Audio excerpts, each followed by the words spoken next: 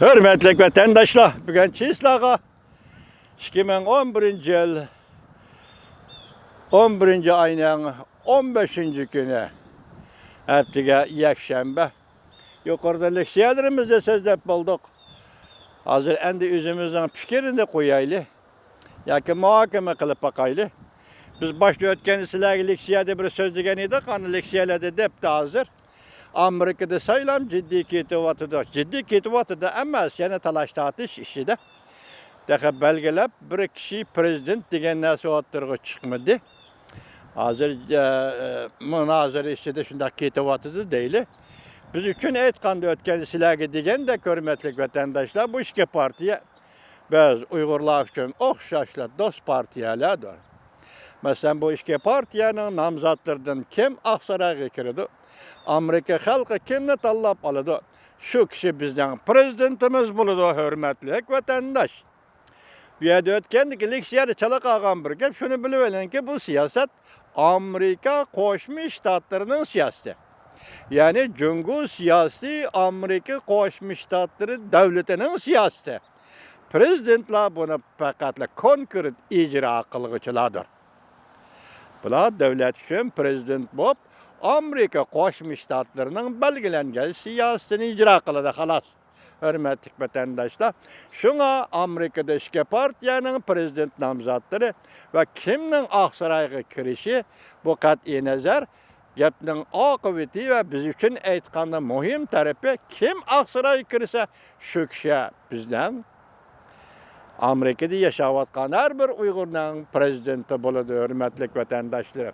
Endi men okurdu sözlüge leksiyende Amerika Koşmuş Ştatlarının növbetki prezidenti Donald Trump da saylam ilan kılınmadı o Donald Trump'ның ciddi halat kanunu ilan kılganlığından haber taptık. Ciddi halat kanunun yukarı ciddi halat kanun emas, ciddi halat ilan kılganlığı Amerika'da haber taptık. Bunun mazmunlardan mı kıskaça haber taptık hürmetlik vatandaşlar. Yani muşu ay, muşu küllerde, muşundak bir ciddi peytlerde Prezident Trump özü başlayan siyaset yoki özü Cumhur qaratgan siyasetni icra qilguvchi sifatida 4 yil ana yuqorida Amerika ovoz degandek büyük stratejik siyasetlarni o'ttirib qo'yib, Cumhur siyosatini o'ttirib qo'yib, mushu yerga yetib keldi. Bizning bir talabimiz Uyg'urning, har bir Uyg'urning bir talabi hurmatli Prezident Trump efendi Mike Pompeo davlat ishlar kotibi Muşu küllerde belki ahırki 72 saattir yoki 70 saattir. Muşu küllerde biz uzundan talep kılıp kelyotgan ve Amerika Koşmuş Ştatlarının Prezident Trump hükümeti özü oylaşkan, muhakeme kılgan bekitiş. Xitay hükümetinin Uyguristan'da irq tazalaş, etnik tazalaş cinayeti sadır kılıvatkanlığını bekitiş doğrusunda muhakeme bolgan idi, onun neticesini de hazırgacha görmedik. Nime deyiş kerakligini mi hazırgacha görmedik. Bu saylam okşaşlı hazır Amerika Devlet Meclisi'den buluvatıdı mesela. Devlet Meclisi'nin Avam Palatası'na saylanıdığalla ve Devlet Meclisi'nin Kengaş Palatası'na saylanıdığalla hazır Devlet Meclisi'ne saylam işleri bilen aldıraş deylik.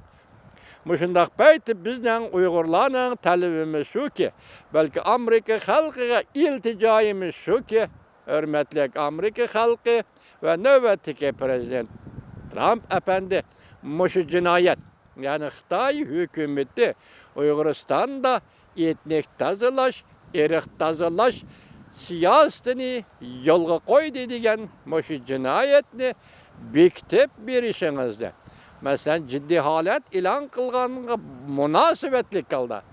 Ciddi halet ki sizge berilgen 138 türlük hukuk dairesinde muşundak ilan kılışınızda sizden ümit kılımız, sizden iltica kılımız.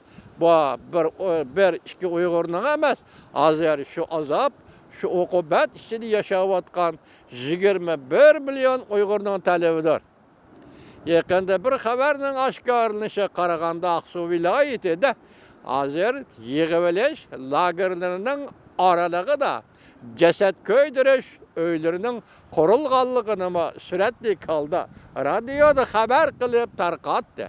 hürmetli Prezident Trump efendi, devlet işlakatı Mike Pompeo efendi, muşu gündü, muşu ayda, muşu dakikalerde bir karar.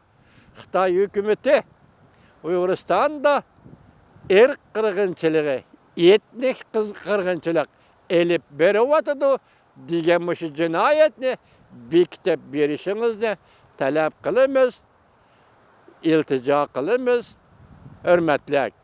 Növbetdeki hükümet Amerika halkının hükümetinden yukarıdaki işine, yani Xitay'ını cinayetçi, erk tazalaş, etnik tazalaş boyunca Uyguristan'da cinayet sadır kıldı dep bir kitap berişinlerini talep kılımız, hürmetli rehberler.